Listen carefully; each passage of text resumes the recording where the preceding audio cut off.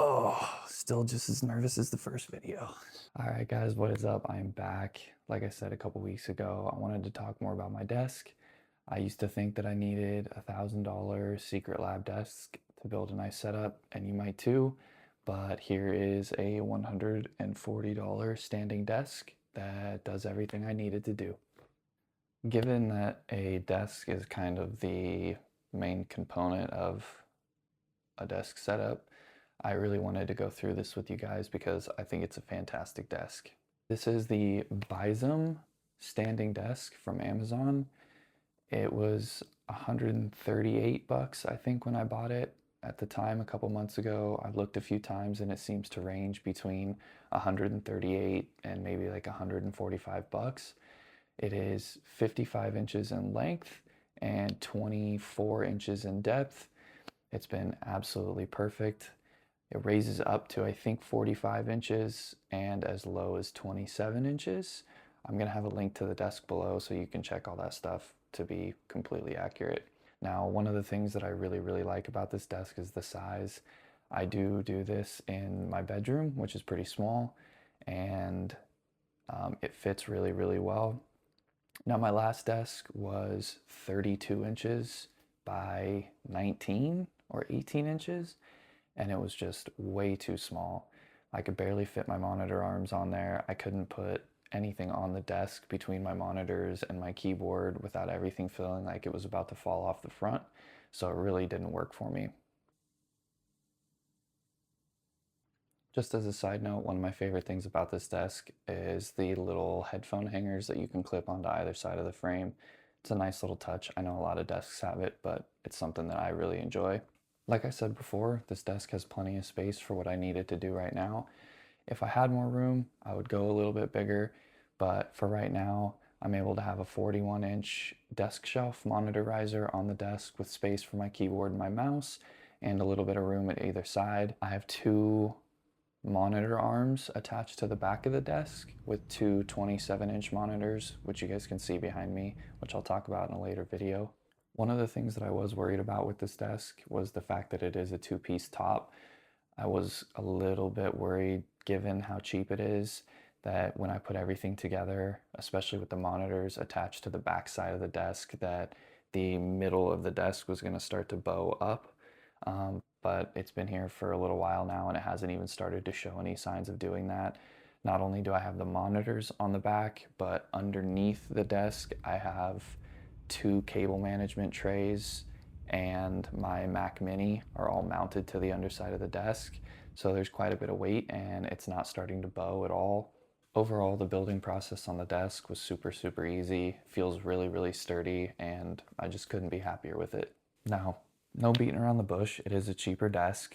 It has two single piece legs and a single motor for the rising and lowering mechanism. So it does go up and down kind of slow. And when I first set it up, there was a little issue with the stability of it, especially since it's on carpet. But one of the cool things about this desk is underneath on the bottom, they do give you the little twistable, adjustable feet. After a couple minutes of messing with it and raising those a little bit on my carpet, I got it to a point where this desk doesn't really wobble. I mean, unless my 1-year-old is in here hanging from the edge of the desk, which she does like to do, but for the most part, my day-to-day use, this desk doesn't really wobble at all. And speaking of my daughter, who is waking up in the other room right now, one of the main things for this desk for me was the rounded corners and the angled edges. My previous desk was wood and everything was shaved to an extreme point, and it scared me every time she was in or around my desk. So this one, it's huge that it has rounded corners and the edges are kind of shaved to an angle. So if you're a dad and you're looking for a desk that you can not really have to worry about, this is great for it. I let her hang on this thing and play with the buttons all the time, and I'm not really worried about her smashing her face and ending up going to the hospital. Overall, the packaging quality was really good on this desk. For 140 bucks, I don't think you can ask much more. Everything came wrapped individually. Nothing was scraping against each other. There were no dents, no scratches. None of the wood laminate is peeling. And with that, the wood paneling on this does look really, really good for a $140 walnut desk. It's not super premium, but I don't think you could find a whole lot better for the price that it's at. On top of that, it did only take about 20 to 25 minutes to set up by myself. I would recommend if you're moving it throughout an apartment or a house to have two people just to make it easier, but I was able to do that by myself, given that my 1-year-old isn't really strong enough to lift this desk yet. At the end of the day, for 140 bucks, this desk looks and feels amazing. I couldn't ask anything more to get out of 140 bucks for a desk that can do everything that I needed to do on a day-to-day basis. So overall, I would absolutely recommend this desk. And like I said, I'm going to leave a link for it down below to the Amazon site. I just think if you're looking for a desk, you should definitely get something like this. Wanted to give you guys a quick update on my Coursera classes, and it's pretty applicable to something I'm doing in my life right now. So I wanted to share this with you guys. So I talked about last time starting to learn binary, which was super hard, and then they transferred us into computer hardware, which I think is super tight. It is still kind of confusing learning all of this stuff, but recently I have been exploring the idea of buying all of the components by myself and building a gaming PC and an editing PC, which can take over the workload that my Mac Mini does right now, which isn't a lot, and I don't really game on it. That's what the PS5's for.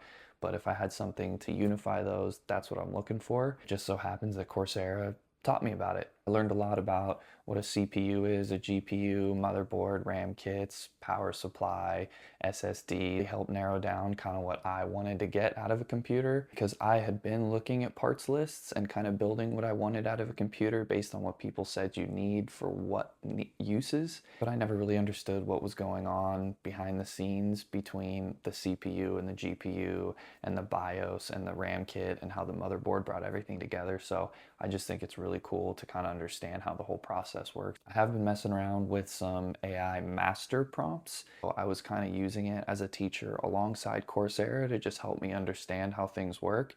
And it was awesome, man. I really got a lot of good information out of it that helped with the test on that second portion of the class. I don't know if I mentioned it in the first video, but I am really close to paying off a Harley Davidson loan, and that should be by about the end of the year. So when I'm done with that, I'm going to be going full bore on a computer. Depending on how this channel is by then, I would love to be able to do like a live stream or a big video of my first computer build. Coursera really played into me beginning the idea of building this computer. So I just wanted to share that with you guys.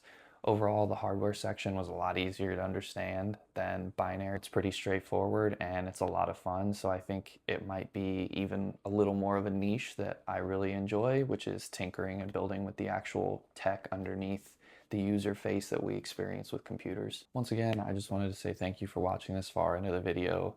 It is hella scary having this phone set up right here in front of me and my laptop with my script notes and learning how to do all the lighting and have a decent background and where to sit and do all this. It's terrifying to put on the internet.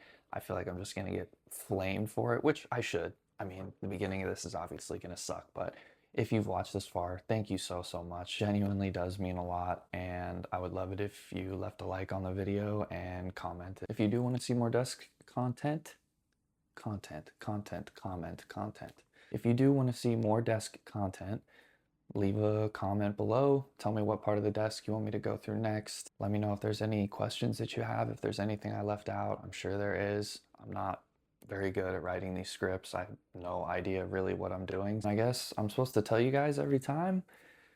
Hit the subscribe button, click the bell icon so you know when I post a new video. I'm gonna be good about every 2 weeks. I wanted to post this sooner actually, but I feel like just sticking to 2 weeks is good in case some things come up in life, which I'm sure they will. But like I said, subscribe, follow along my journey, your journey, share it with me. I'm a full-time dad, full-time employee, brand new to tech, just kind of diving into all of this stuff, man. So if you want to follow along, subscribe, bell icon, like, comment, all of those YouTube algorithm things, and I'll see you guys in a couple weeks.